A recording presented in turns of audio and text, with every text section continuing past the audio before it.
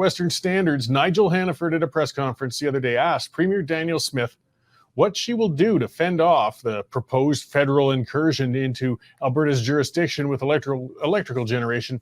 She finished her answer basically saying, "We will go our own way." That's her own words. Now, Smith isn't saying the government's going to pursue an independence referendum in Alberta anytime soon, but she's well aware, too, that her statement left room for people to take that as an unspoken threat. Alberta's premier is an experienced and skilled communicator. Her choice of words was no mistake. Now, in the near future, Alberta will go its own way with the current plan to reach net zero emissions by 2050, no matter what Ottawa thinks. The goalposts, though, are 15 years apart, whereas, Guilbeault wants to reach that goal at 2035. And there's little indication that Guilbeault or Smith are willing to even entertain the notion of changing their targets. So this battle is just beginning. Now, Guilbeault's following the typical Liberal playbook. He's slapping down the West to win support in the East. The net zero electric generation targets are going to be easily met in Ontario and Quebec, where they're rich in hydroelectric resources and they have nuclear reactors. The 2035 net zero target for Alberta, though, is utterly impossible to reach without crippling Alberta's economy and threatening domestic energy security.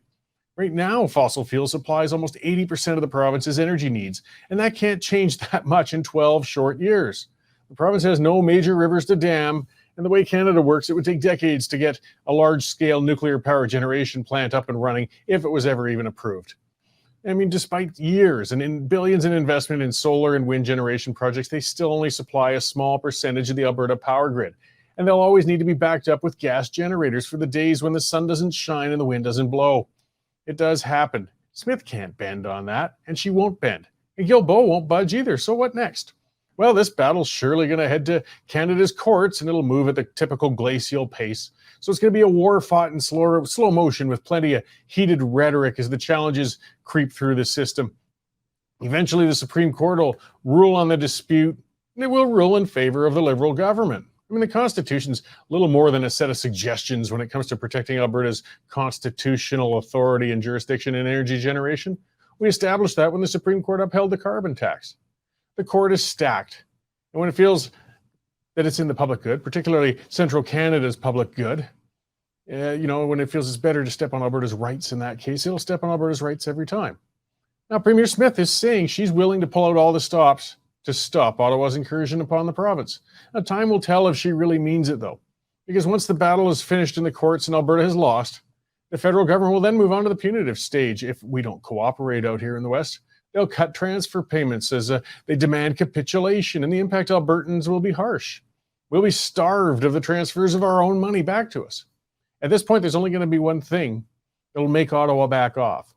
Alberta needs to begin the process of truly going its own way. No doublespeak, no veiled threats. Alberta needs to work towards invoking a referendum on independence under the Clarity Act.